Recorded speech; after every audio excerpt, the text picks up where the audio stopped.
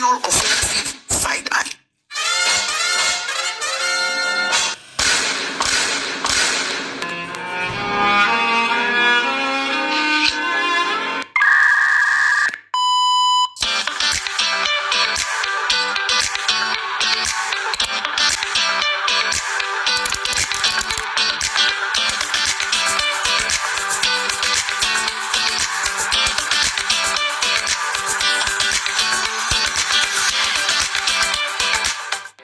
Assalamualaikum warahmatullahi wabarakatuh. Perkenalkan, nama saya Rubin Kartila dengan NIM 2223140095 dari kelas Perbankan Syariah 5B.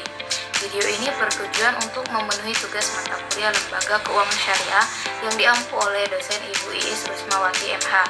Di video ini saya akan membahas mengenai apa itu Pegadaian Syariah. Apa itu Pegadaian Syariah? Pegadaian Syariah adalah badan usaha milik negara atau BUMN yang menjalankan sistem gadai sesuai dengan hukum Islam atau syariat Islam. Sistem gadai menurut Kitab Undang-Undang Hukum Perdata pasal 1150 adalah hak yang diperoleh seseorang yang mempunyai hak piutang atas suatu barang bergerak, yang dimana barang bergerak tersebut diserahkan kepada orang yang berpiutang oleh seseorang yang mempunyai utang atau oleh orang lain atas nama orang yang mempunyai utang. Pegadaian syariah, sistem gadai atau yang disebut dengan rahan dalam bahasa Arab ini dijalankan sesuai dengan hukum Islam. Kata rahan berarti tetap atau lama. Dengan kata lain juga dapat dikatakan penahanan barang dalam jangka waktu tertentu. Barang yang memiliki nilai harta ini dijadikan jaminan dalam utang. Selanjutnya, sejarah pegadaian syariah. Bagaimana sejarah pegadaian syariah di Indonesia? Usaha pegadaian di Indonesia dimulai pada zaman penjajahan Belanda atau VOC, di mana pada saat itu tugas pegadaian adalah membantu masyarakat untuk meminjamkan uang dengan jaminan gadai. Pada mulanya usaha ini dijalankan oleh pihak swasta, namun dalam perkembangan selanjutnya, usaha pegadaian ini diambil alih oleh pemerintah Hindia Belanda, yang kemudian dijadikan perusahaan negara. Menurut Undang-Undang Pemerintah Hindia Belanda pada waktu itu dengan status dinas pegadaian. Selanjutnya, dasar hukum pegadaian syariah. Apa saja sih dasar hukum pegadaian syariah? Yang pertama yaitu dalil Al-Quran, yaitu dalam Quran Surah Al-Baqarah ayat 283 dan Quran Surah An-Nisa ayat 29. Yang kedua, dalil hadis. Yang ketiga, ijma dan qiyas ulama. Pada dasarnya, para ulama telah bersepakat bahwa gadai itu boleh. Para ulama tidak pernah mempertentangkan kebolehan, demikian pula dengan landasan hukumnya. Jumhur ulama berpendapat bahwa gadai disyariatkan pada waktu tidak bepergian maupun pada waktu bepergian. Dan yang terakhir yaitu fatwa DSN tentang gadai syariah. Gadai syariah tidak menghapus bunga, melainkan mengganti bunga itu dengan biaya simpan atas dasar akad ijaro atau jasa.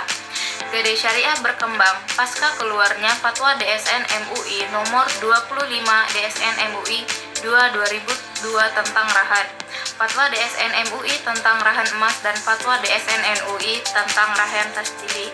Sejak itu marak berbagai jasa gadai syariah, baik di pegadaian syariah maupun di berbagai bank syariah. Landasan ini kemudian diperkuat dengan fatwa DSN Syariah Nasional nomor 25 DSN MUI 3/2002 tanggal 26 Juni 2002 yang menyatakan bahwa pinjaman dengan menggadaikan barang sebagai jaminan utang dalam bentuk rahan diperbolehkan. Selanjutnya, manfaat dan tujuan pegadaian syariah. Sifat usaha pegadaian pada prinsipnya menyediakan pelayanan bagi kemanfaatan masyarakat umum dan sekaligus memupuk keuntungan berdasarkan prinsip pengelolaan yang baik.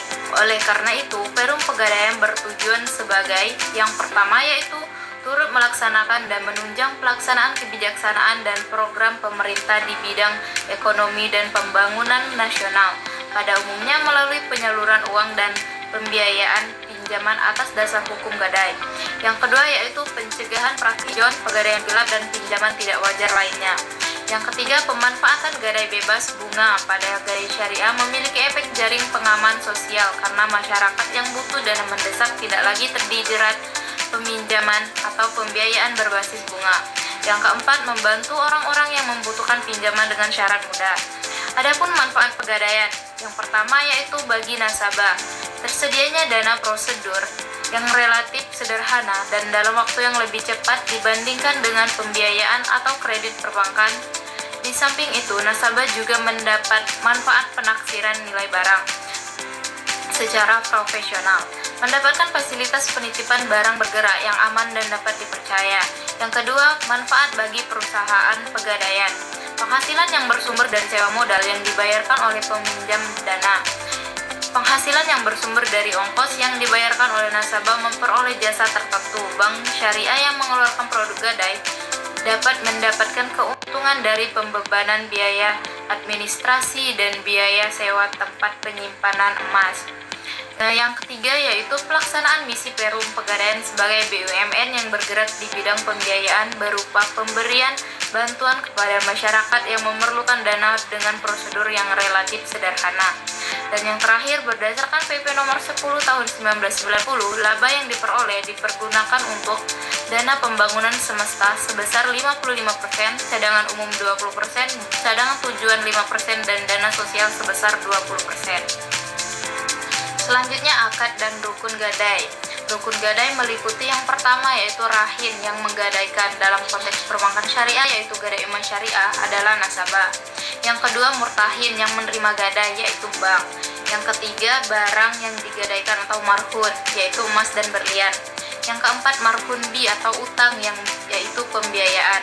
Yang kelima, silhat atau ijab kabul yaitu akad kontrak yang dilakukan antara nasabah dan pihak bank atau pihak yang menggadaikan dengan yang menerima gadai. Selanjutnya, syarat-syarat gadai. Yang pertama yaitu syarat menjadi rahin dan murtahin yaitu cakap bertindak hukum. Menurut jumhur ulama adalah orang-orang yang telah baligh dan berakal, layak untuk melakukan transaksi pemilikan. Yang kedua, syarat menjadi sikhat atau ijab kabul. Sikhat tidak boleh terikat dengan syarat tertentu dan juga dengan waktu-waktu pada masa depan. Rahan mempunyai sisi pelepasan barang dan pemberian utang seperti halnya akad jual beli. Yang ketiga, syarat menjadi marhun bi atau utang merupakan hak yang wajib diberikan atau diserahkan kepada pemiliknya, memungkinkan pemanfaatannya apabila sesuatu yang menjadi utang tidak bisa dimanfaatkan, tidak sah hukumnya. Dapat dikuantifikasikan atau dapat dihitung jumlahnya. Apabila tidak dapat diukur atau tidak dapat dikuantifikasikan, tidak sah. Utang boleh dilunasi dengan apapun atau agunan itu. Yang keempat, syarat menjadi marhun yaitu barang yang digadaikan. Aturan pokok dalam mazhab Maliki tentang barang yang digadaikan bahwa gadai dapat dilakukan pada semua jenis barang dan semua jenis jual beli kecuali pada jual beli mata uang atau syab dan pokok modal salam yang berkaitan dengan tanggungan. Menurut ulama Syafi'iyah, gadai dapat dikatakan sah dengan dipenuhinya 3 syarat. Yang pertama yaitu harus berupa barang karena uang tidak bisa digadaikan. Kedua, penetapan kepemilikan pegadaian emas, barang yang digadaikan tidak terhalang. Dan yang terakhir, barang yang digadaikan bisa dijual saat sudah lewat masa pelunasan utang atau gadai. Secara umum, barang gadai harus memenuhi beberapa syarat antara lain. Yang pertama, harus diperjualbelikan. Yang kedua, harus berupa harta yang bernilai. Yang ketiga, marhun harus bisa dimanfaatkan secara syariah. Yang keempat, harus diketahui keadaan fisiknya sehingga piutang tidak sah untuk digadaikan, harus berupa barang yang diterima secara langsung. Dan yang terakhir, harus memiliki rahin atau peminjaman atau pegadai, setidaknya harus seizin pemiliknya. Dalam transaksi gadai, terdapat 4 akad untuk mempermudah mekanisme perjanjiannya, yaitu yang pertama, akad Qard al-Hasan. Akad ini digunakan nasabah untuk tujuan konsumtif. Oleh karena itu, nasabah atau rahin dikenakan biaya perawatan dan penjagaan barang gadaian atau marhun kepada pegadaian atau murtahin. Ketentuan transaksi pada akad Qard al-Hasan adalah barang gadai hanya dapat dimanfaatkan dengan jalan menjual karena bersifat hasil. Pegadaian hanya diperkenankan untuk mengenakan biaya administrasi kepada rahin. Yang kedua yaitu akad mudharabah. Akad ini diberikan bagi nasabah yang ingin memperbesar modal usahanya atau untuk pembiayaan lain yang bersifat produk. Ketentuan transaksi pada akad mudharabah ialah barang gadai dapat berupa barang bergerak dan barang tidak bergerak seperti emas, elektronik, kendaraan bermotor, tanah, rumah, bangunan, dan lain-lain. Keuntungan dibagi setelah dikurangi dengan biaya pengelolaan marhun. Yang ketiga yaitu akad bai mukayoda. Akad ini diberikan bagi nasabah untuk keperluan yang bersifat produktif, seperti pembelian alat kantor dan modal kerja.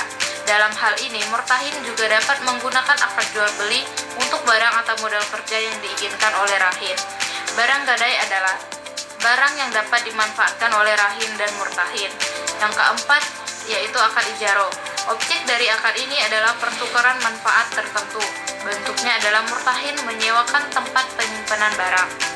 Selanjutnya berakhirnya akad gadai.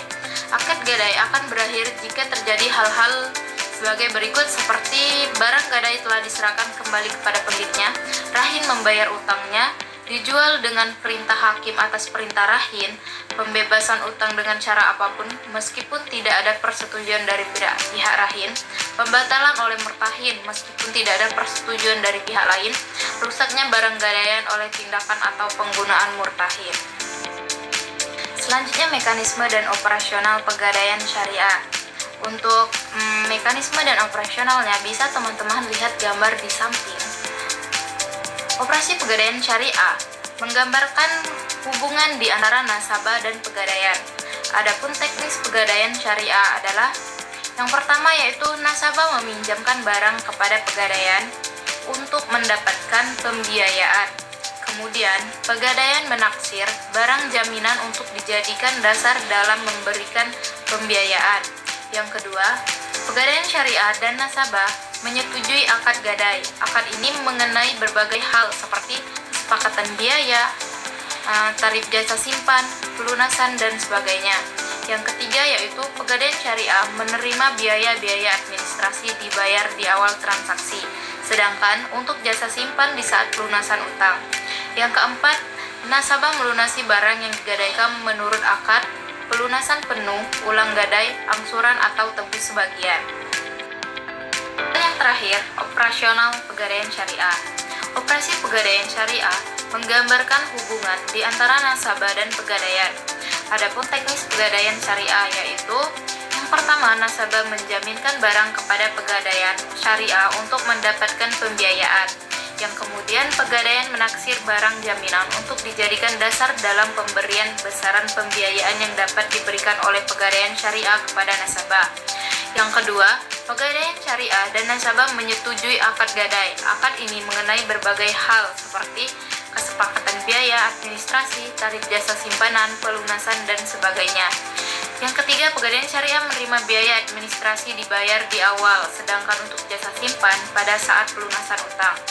Dan yang terakhir, nasabah melunasi barang yang digadaikan menurut akad pelunasan penuh, ulang gadai, angsuran, atau tebus sebagian. Prinsip utama barang yang digunakan untuk menjamin adalah barang yang dihasilkan dari sumber yang sesuai dengan syariah atau keberadaan barang tersebut di tangan nasabah, bukan karena hasil praktik riba, maisir, dan goror. Barang-barang tersebut antara lain seperti barang perhiasan, seperti perhiasan yang terbuat dari intan, mutiara, emas, perak, platina, dan sebagainya. Yang kedua, barang rumah seperti perlengkapan dapur, perlengkapan makan atau minum, perlengkapan kesehatan, perlengkapan bertaman, dan sebagainya. Yang ketiga, barang elektronik seperti radio, tape recorder, video player, televisi, komputer, dan sebagainya. Yang keempat, kendaraan seperti sepeda ontel, sepeda motor, mobil, dan sebagainya. Barang-barang lain yang dianggap bernilai seperti kain batik tulis. Itulah penjelasan dari saya mengenai pegadaian syariah. Terima kasih. Wassalamualaikum warahmatullahi wabarakatuh.